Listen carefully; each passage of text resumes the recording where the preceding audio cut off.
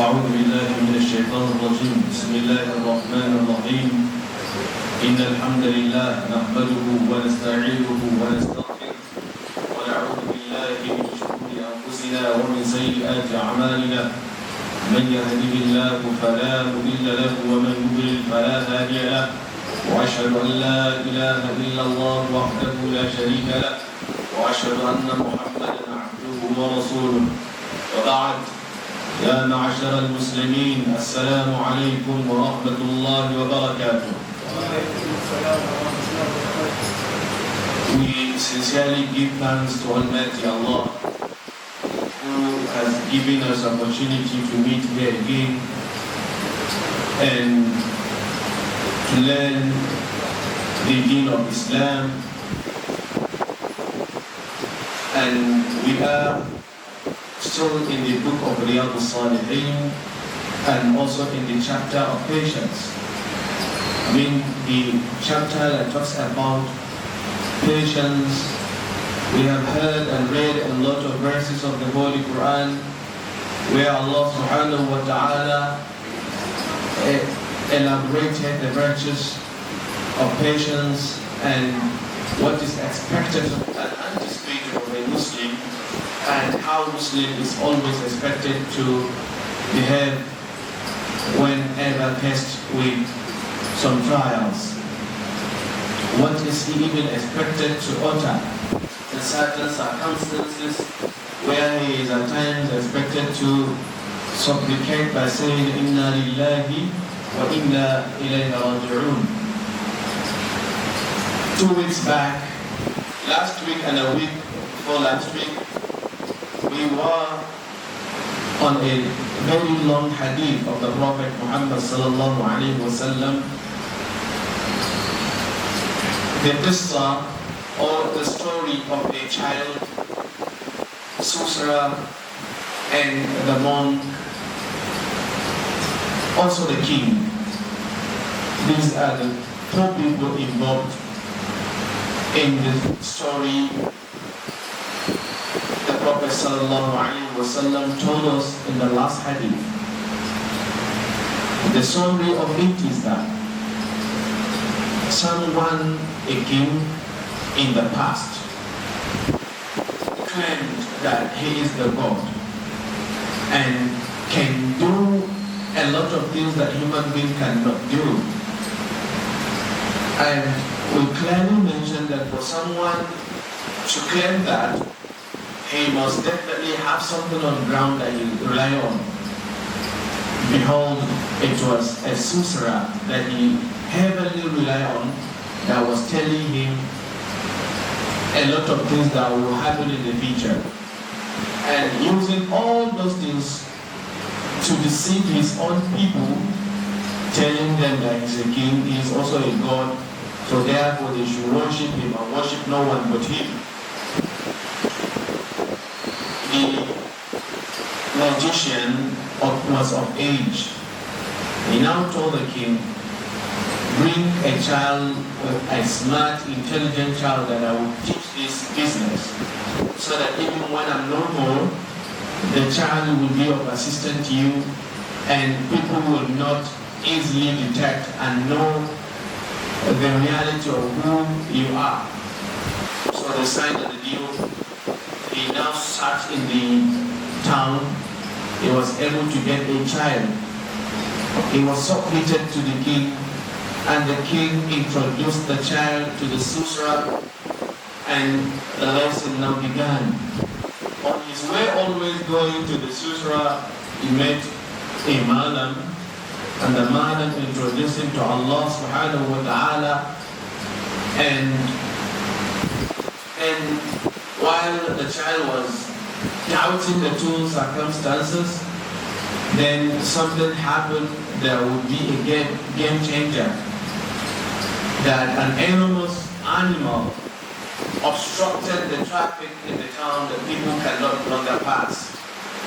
Everyone was afraid, and the child now prayed that, oh, Alhamdulillah, it is an opportunity for me to know who is better between the Malam and the magician. So now he picked a small stone threw it on that animal and said, "Oh Allah, if what the Malam is teaching me is the right thing, may you give me the opportunity to kill this animal." So he killed the animal, and people were able to pass. From there, people actually saw something,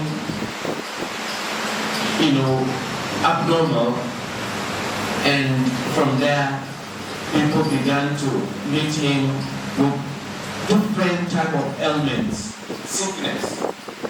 "Pray, please, we want you to heal us." He told them that I cannot heal, it is Allah that can do. If you believe in Allah, I will pray. Then they will say, "Yes, we agree."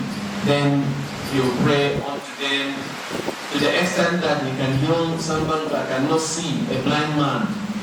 And everyone with different type of sickness, it has become a norm. To the extent that even a minister in the palace of the king was also sick. He was already blind and nobody could heal him. Even the king couldn't do anything. So he heard of the story of the child. He presented himself with a lot of gifts, telling him, "If you heal me, everything you see here is yours." He said, "No, I don't like anything you brought. All I want is for you to believe that there is no deity worthy of worship but Allah subhanahu wa ta'ala." So that's what you want? He said, "Yes." So okay, I believe in Allah. I said, "Oh, good." He now prayed unto him. He was as well healed. So then from there, that was when the problem began. The king tortured the minister until he disclosed the whereabouts of the child. He did. The child was as well tortured until he disclosed the whereabouts of the Malam. He did. The Malam was asked to disbelieve and believe in the king. He denied, he refused. So from there now, they brought a sword, they divided the Malam into two, and he fell into two parts. Now it was the turn of the minister. Minister also denied, said, "No, I will not believe in anyone but Allah." He also did the same thing. When it was the turn of the child, now he called some people to take him to a very big mountain, until when they are sent up, let them throw him down.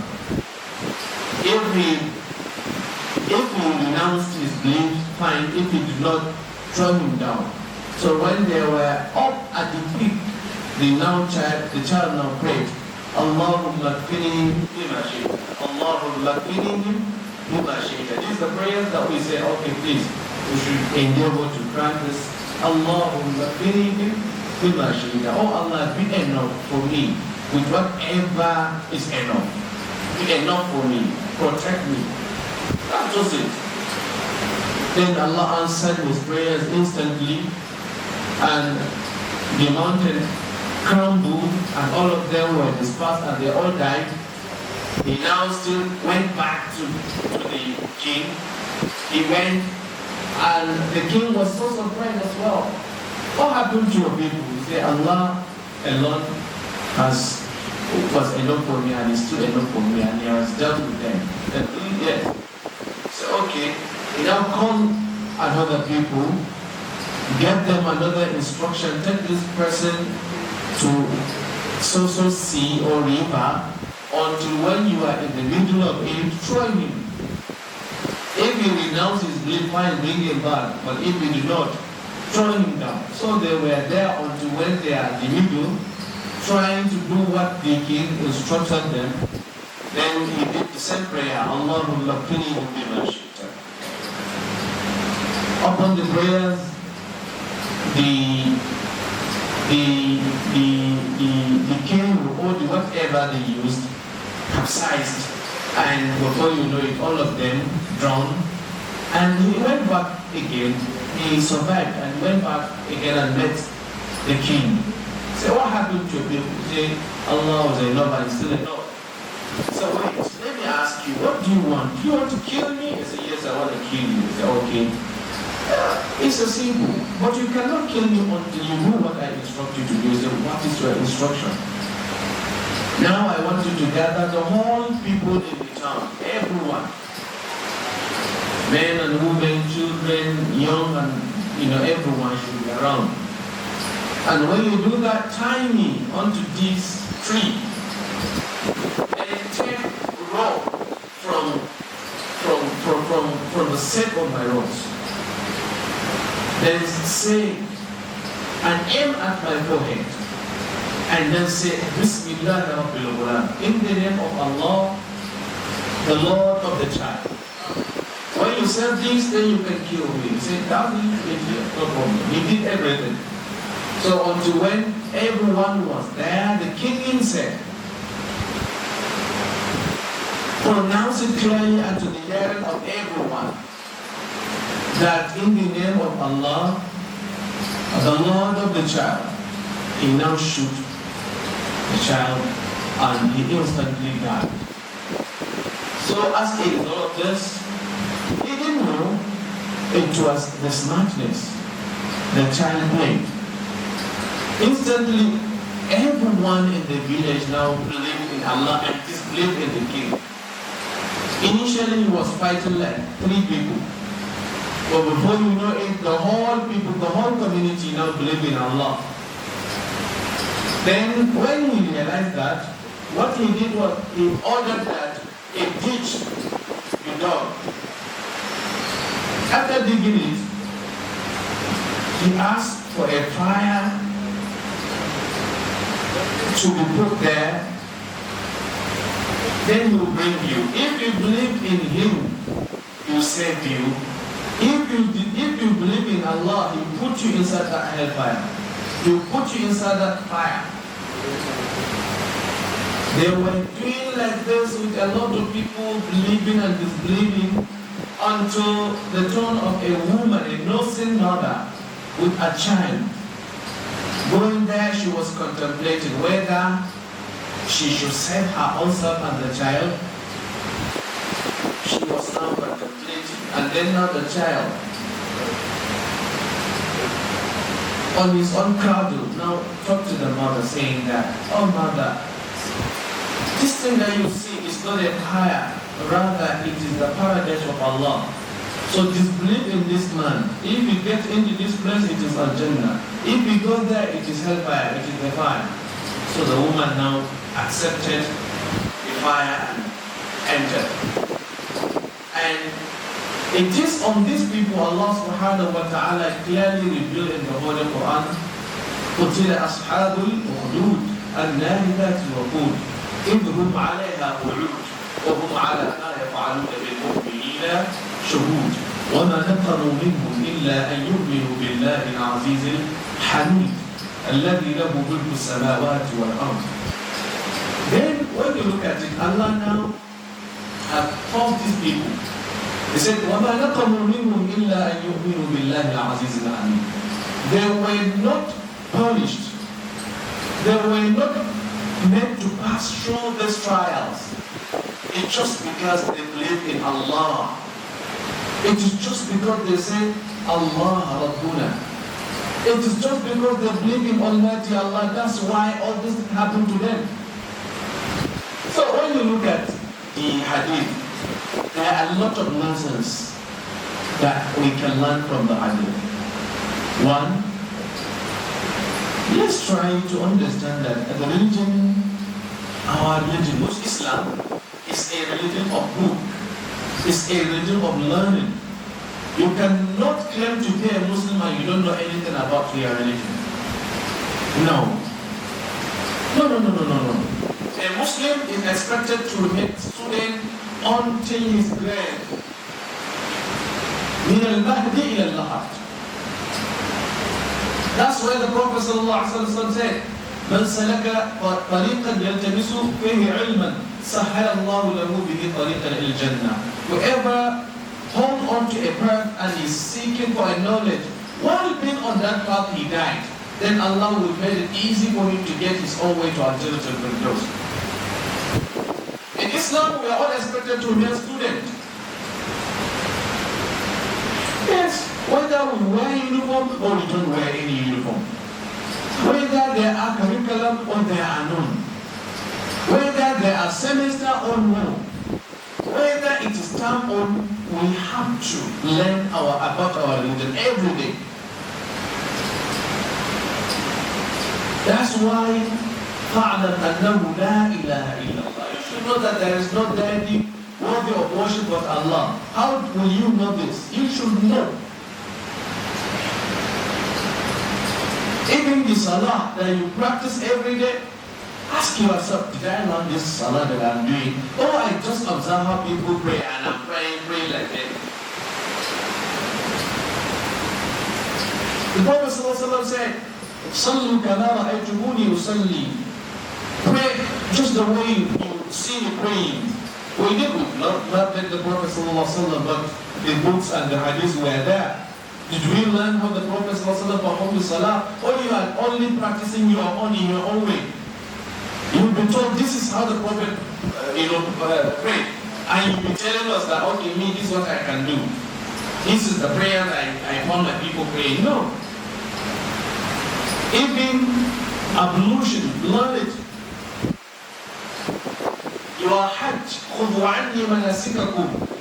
Your Hajj, you learn from the Prophet ﷺ. The matrimonial relationship, you learn it from the Prophet ﷺ. Before you get married, before you are married, get to know what is marriage in Islam. How do I supposed to relate with my children? That is why the child, what the monk, I mean the man did to the child was to teach him about the religion. So the question is for you to know about it. And second lesson that we will learn from this hadith is for us to so much believe in Allah and submit, surrender wholeheartedly everything to Allah. When you say Allah, you should mean Allah. Don't say Allah and you don't mean it, you don't mean it. You don't make it happen and you are just like singing, you don't mean it. Inshallah, inshallah, you don't mean the inshallah. A sad story of a Chinese man, a business Chinese man. Someone from Nigeria traveled down to China to have a business with a Chinese man. Striking the contract, agreeing and everything, while bidding farewell. The Nigerian man looked at the Chinese man and said, inshallah, we are going to finish it. He said, no, come, I know you are not doing it. Let's cancel it. Because he said, inshallah. His unbelief with inshallah is whenever we say inshallah, we don't do things.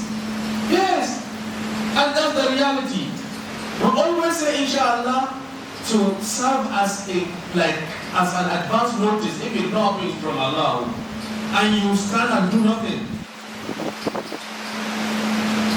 That is our attitude. If you say inshallah, that's what is expected. Say inshallah and act. Or don't just say inshallah and act nothing and do nothing and expect it to happen. It won't happen. So you should have that belief in Allah subhanahu wa ta'ala. And that was why while he was praying to kill the animal, he was so in belief that, okay, he was sincere. He was seriously sincere in his prayers. So also if we are sincere in our prayers, that's when Allah subhanahu wa ta'ala will answer our prayers. The Prophet said in another hadith, "Ud'u Allah wa antum muqinun bil ijaba." Pray to Allah and be sincere that Allah will answer your prayers. No, you should mean it. You are looking for an appointment, you'll be telling people, we'll just pray. But I don't have anybody here. No, push my fire there. Anyway, I'll just pray. You see? You too, you know your answer, your prayers will not go anywhere. You should be like, you should have the strength. When they talk about Allah, you remember, yes, it's my master, yes, it's Allah, I have Allah and I have everything. You should be confident when you are talking about Allah subhanahu wa ta'ala. Sad enough, a lot of us, we don't need. So that was when he was praying, he meant the result of the prayers. Then Allah answered it. Throughout all the prayers, even the healing, the whatever that all happened, and it being in prayer that, oh Allah, kill this king, the king will have died. But I will tell you why that he didn't do that. If I told you had killed the king, some people would sympathize with the king and they would not believe in Allah subhanahu wa ta'ala. They would say, this boy is killing people with his magic. And it will become another magic again. But another lesson is you being able to sacrifice yourself or to sacrifice your pleasure because of other people in the community. He sacrificed with himself. Just because he believed that other people will not believe in Allah subhanahu wa ta'ala. And that's how it happened. But unlike what is happening nowadays, that someone would go and get bomb and rob his body and enter some non-believers to kill them and believe that he's doing shahada. No, you are not doing shahada. You are only killing yourself. You are killing yourself. This is not Islam. You can't do bomb and enter 1,000 people to kill them and be saying Allah Akbar for where? وَلَا تَقْتُلُوا أَنفُسَكُمْ إِنَّ اللَّهَ كَانَ بِكُمْ رَحِيمًا. Do not kill yourself. وَلَا تُلْقُوا بِأَيْدِيكُمْ إِلَى التَّهْلُكَةِ. Do not lead yourself to what will destroy you.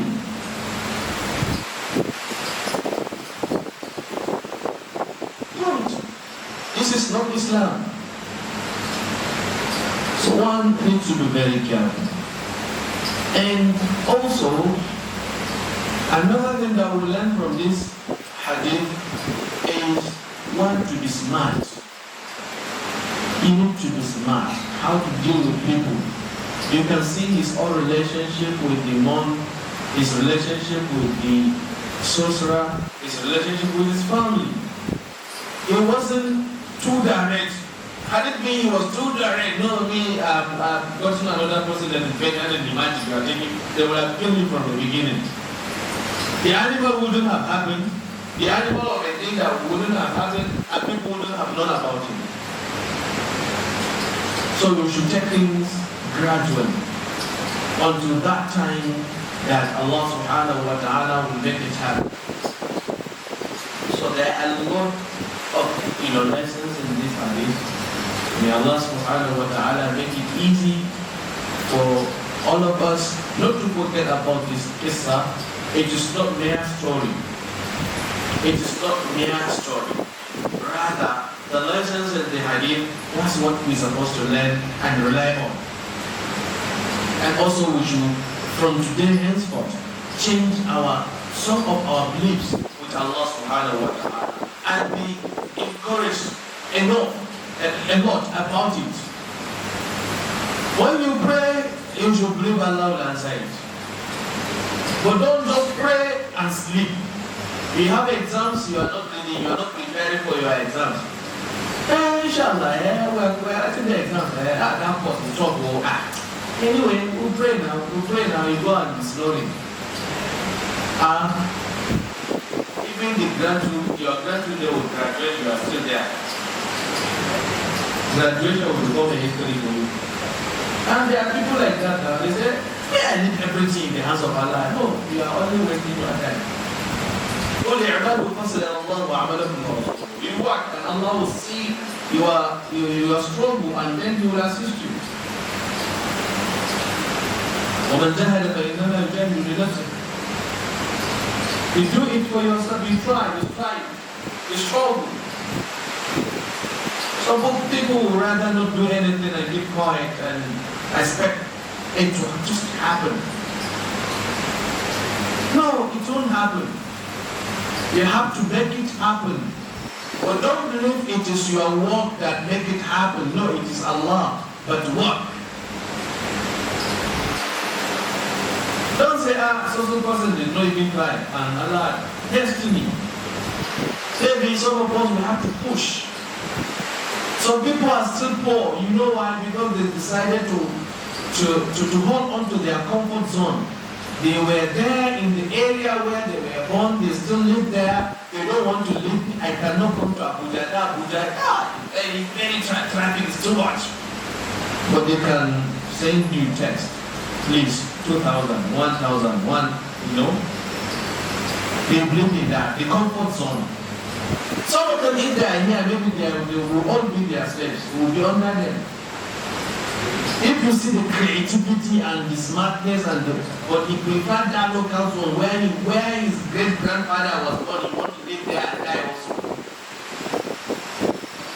If you always travel, you see that they say Abuja people, look at you, Abuja people, they know Abuja people, you what stop you from moving? That's why Allah subhanahu wa ta'ala talked about this kind of people in the Quran, of worshipping Allah. They don't complain to the Prophet ﷺ that we can't practice our religion very well. مُسْتَضْعَفُونَ فِي الْأَرْضِ. Then Allah says, أَلَمْ تَكُنْ أَرْضُ اللَّهِ وَاسِعَةً فَتُهَاجِرُوا فِيهَا. Isn't the earth is too wide that you migrate to every part of it? If Nigeria is not good for you, travel out of the country. If Abuja is not nice, you travel to Lagos. If Lagos is not good, travel to Port Harcourt. If Port Harcourt, travel to Kano. Where you are not needed, in some other, you are the most needed person in some other part of the country. You don't know. All of us are relevant and important. We should just think about this. Particularly the younger ones, people our own age. We should think wide. Comfort zone. Let not that feeling, keep you being in the same place. Somebody will come to your own house and be rich. You also may need to travel down to somebody's village and become rich. And some will remain where they were born and they will reach there. What is your problem? I've graduated for 5, 10, 6, 7 years. I've been looking for a job. I didn't find one. Sure. So you cannot do the home. Or you are too big for it. It's not a job. You cannot do kabu. You are too big. You cannot do a lot of things. So this is Islam. So migration is part of the deen of Allah subhanahu wa ta'ala. The little time we have, we can maybe look at 1 or 2 hadith. وعن أنس رضي الله عنه قال مر النبي صلى الله عليه وسلم بامرأة تبكي عند قبر فقال اتق الله واصبري فقالت إليك عني فإنك لم تصب بمصيبتي ولم تعرف فقيل لها إنه النبي صلى الله عليه وسلم فأتت باب النبي صلى الله عليه وسلم فلم تجد عنده بوابين فقالت لم أعرفك فقال إنما الصبر عند الصدمة الأولى متفق عليه وفي رواية لمسلم تبكي على سبيل الله. On the authority of Anas radiallahu anhu, may Allah be pleased with him, قال, he said, مر النبي صلى الله عليه وسلم بامرأة تبكي عند قبر فقال. The Prophet صلى الله عليه وسلم was passing by a woman and she was standing before a grave and she was weeping, she was crying before a grave. فقال, then the Prophet صلى الله عليه وسلم looked at the woman and said, اتق الله واصبري. Fear Allah and be patient, woman. Fear Allah and be patient. You seek your reward before Allah. فقالت إليك عني.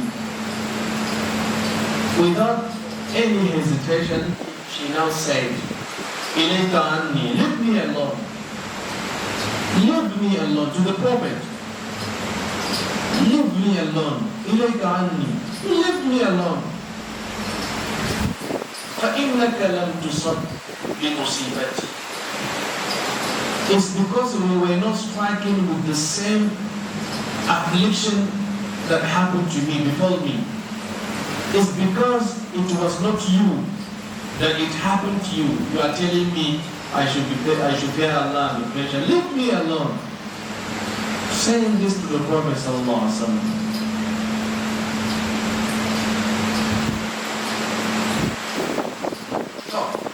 ولم تعرف, and she didn't know who was that person. فقيل لها, then later on she was informed. إنه النبي صلى الله عليه وسلم, the man that you talk to disrespectfully and arrogantly was the Prophet Muhammad sallallahu alaihi wasallam. He now was conscious. It was Prophet? Yes. فأتت باب النبي صلى الله عليه وسلم.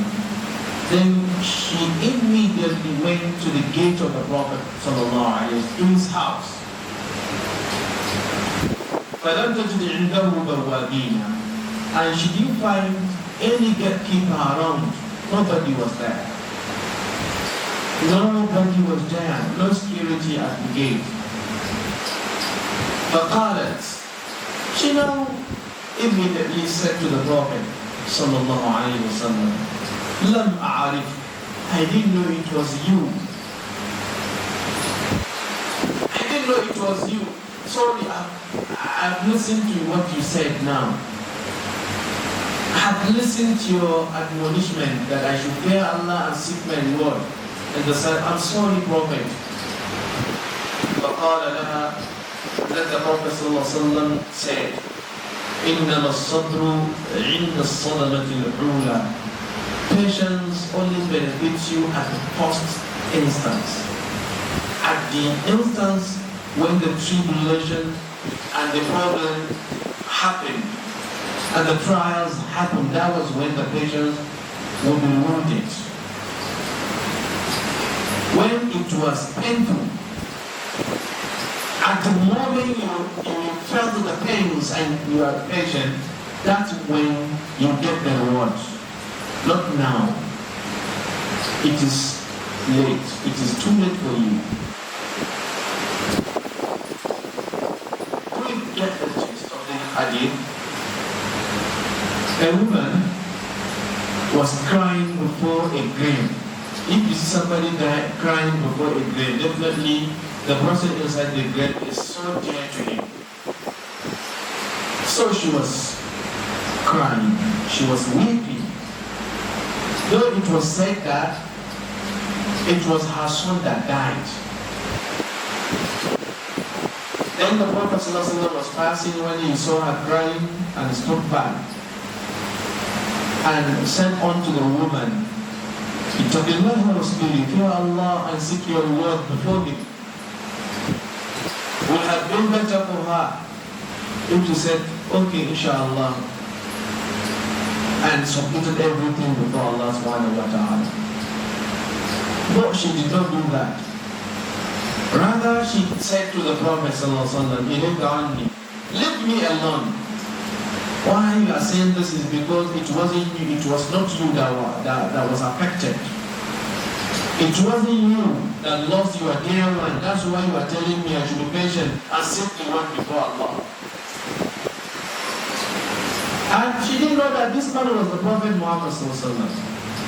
Until he left, then people came before her and told her that this man that you talked to disrespectfully, it was the Prophet Muhammad sallallahu alaihi wasallam. She was now conscious and went to see the Prophet to apologize and also tell him and assure him that now I'm patient. And then the Prophet ﷺ said, إِنَّمَا الصَّبْرُ عِنْدَ الصَّدَمَةِ الْأُولَى. Patience, only, you get only the reward of your patience when you are patient at the beginning of the trials. That's when you get the patience. So in this hadith of the Prophet ﷺ, we have so many lessons to learn. One, we should understand that it is not permissible Islamically for someone to be weeping, to be crying without control before any grave. It is not allowed in Islam. But to weep, to shed tears, that one is understandable. We read a hadith previously that the Prophet ﷺ also shed tears. When his grandson was dying, he shed tears. And was asked, why are you crying? The Prophet, he said, no, this one is rahmah, is the mercy. But for someone to be crying with sound, somebody will be shouting, why me, how? A lot of interrogations, a lot of questions. No, not that type of weep. So it is not permissible Islamically. You are expected to remain patient and also to seek your reward before Allah subhanahu wa ta'ala. If your dear one died, you are only expected to say, Inna lillahi wa inna ilayhi raji'un. Allahumma ajirni fi musibati wa khuluf li khayran minha. Inna lillahi wa inna ilayhi raji'un. Allahumma ajirni fi musibati wa khuluf li khayran minha. If anything happens to you that is displeased to you, that is unpleasant, you are only expected to pray and say, in the out from Allah we are, and to Him we are returning, we are all going back. And then you get your full reward before Allah subhanahu wa ta'ala. Your dad died, you pray. Your son died, you pray. Your wife died, you pray. Your husband died, you pray. Your children died, you pray. Your everyone. You are being dismissed in the workplace, say Inna lillahi wa inna ilayhi raji'un. You failed in your election, you say Inna lillahi wa inna ilayhi raji'un. You've checked the screen names for the appointment, for the appointees of the ministers and the commissioners and the whatever. You didn't find your own, you say Inna lillahi wa inna ilayhi raji'un. Allahumma ajirni bi musibati wa khuluf li khayran minha. Everything that happens to you that is unpleasant, you pray, you say Inna lillahi. So that is what is expected of a Muslim. And another lesson of this hadith is how merciful was and is the Prophet sallallahu alaihi wasallam. You see, look at the way she talked to the Prophet sallallahu alaihi wasallam. Leave me alone. Anyone that will tell you leave me alone, how would you feel? Your dear friend, that something happened, you are consoling the person, he is telling you, leave me alone. It's because it wasn't you. How do you feel? Maybe you end up fighting that person. But the Prophet did not fight her, he left. Sallallahu alayhi wa sallam. وَمَا أَرْسَلْنَاكَ إِلَّا رَحْمَةً لِلْعَالَمِينَ. The Prophet is the mercy to the whole nation. Sallallahu alayhi wa sallam. He was so merciful. He did not fight the woman. He didn't even attempt to let her know who he was. Why are you doing this to me? I'm the Prophet. No? Left quietly. And another lesson that we should learn, even though if you feel it is too late, when you know that you were wrong at some time, make sure you find a way to apologize. So did this woman. She went to the Prophet ﷺ. She was not, adamant. She was not too arrogant again. She now went to the Prophet ﷺ, regardless of whatever he would tell her, regardless whether there was a verse from the heaven that he should not accept her, regardless of whatever will have happened, she now apologized to the Prophet ﷺ. So when you are wrong, don't feel you are something, say, sorry. And the Prophet ﷺ again didn't tell her, leave me alone, didn't tell her, leave me alone, you too. Oh, it is not your coming. After all, when I was talking to you, you were ignorant. You were... No, it wasn't that time. He said, إِنَّمَا الصَّبْرُ عِنْدَ الصَّدَمَةِ الْأُولَى. He now let a lesson for us to learn that the reward of patience is will only benefit you when you are patient from the beginning. Not until when there was no way. When you realize that you cannot get it, then you say, I was not patient. A story of someone that is our relative, our Kabila, he went to the well to fetch water, and he was having money in his front pocket. While fetching the water, the money now fell inside the well. He couldn't get his own money back, and they were kobo, they were coins. He couldn't get the money. He said, oh, Allah sadaka, Allah it is sadaka now. Say, oh Allah, it is sadaka. It is sadaka. No, Allah, take it as sadaka. Allah, take it as sadaka. So not until when it is to that extent. Not from the beginning when you can do something. Even if what you're going to do is not going to be, that too significant to the problem, but you may come and say, Inna lillahi wa inna ilayhi raji'un. Even if you ask why and how, it can't stop people from saying why. Armed robbers enter someone's house, you say, Inna lillahi wa inna ilayhi raji'un, but you still say, but how? It will still come into your mind. The answer to how is for you to know whether there were some security lapses, maybe in the estate or in the house or the fence or something. You understand? That we shouldn't miss the two. How? And that will not stop you from saying when. All those things is for you to know maybe at a particular time when people were negligent, that was when they used the opportunity to get into the place. That's why you are asking how and when.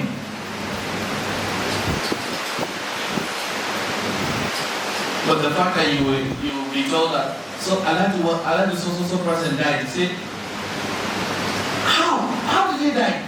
He was just here, we saw him now. He just passed with his, he died? How? Well, I don't understand. How did he die? No. Your iman is shaking. Because all of us will belong to Allah at any time. At any time He will call us, and nobody will stop Allah from calling us. When He feels like calling us, it is not by the age, it is not by the weakness, it is not by anything, it is not by the gender. Maybe it is the time we all go.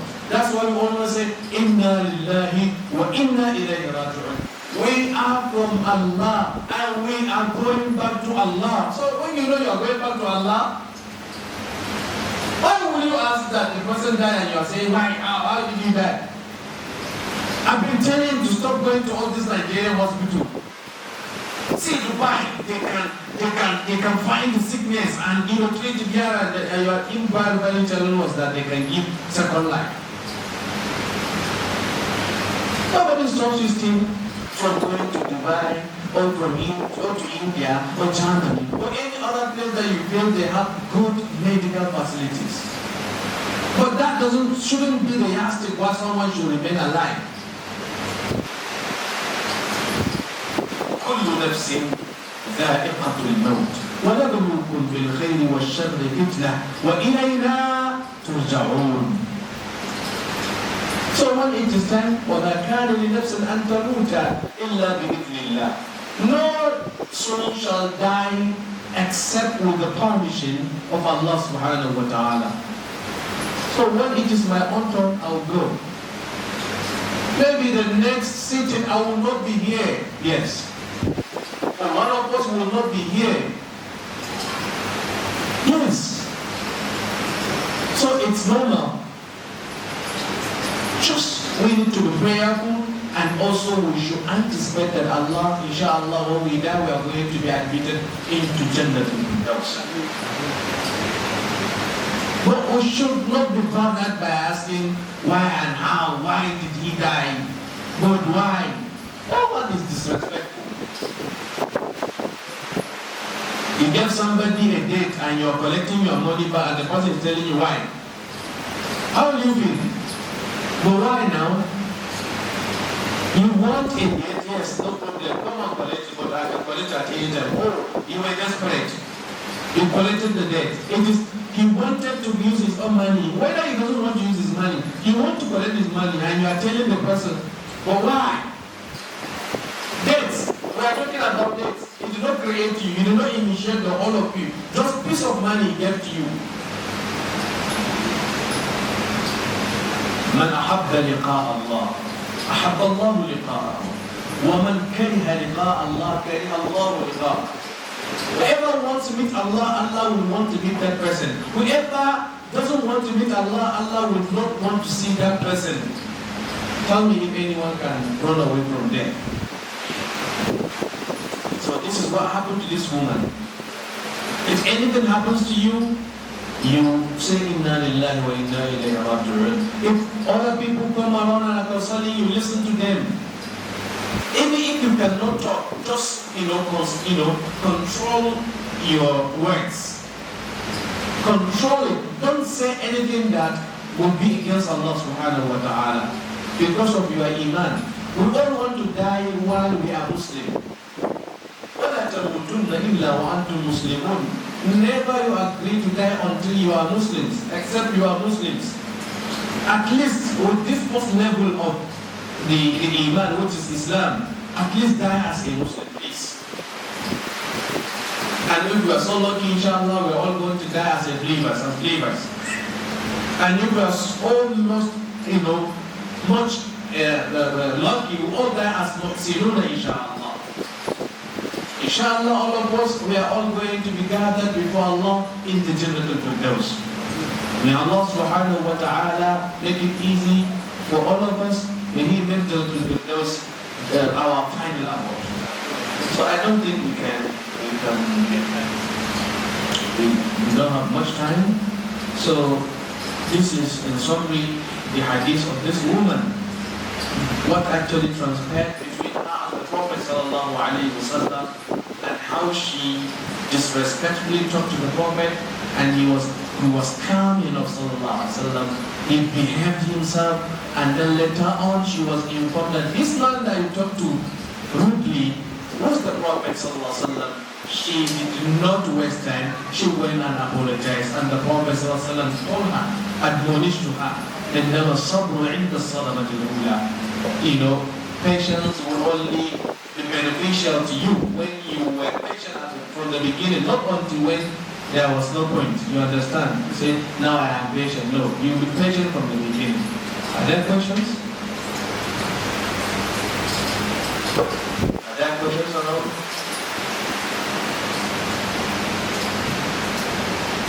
سبحانك اللهم وبحمدك أشهد أن لا إله إلا أنت أستغفرك وأتوب إليك الحمد لله رب العالمين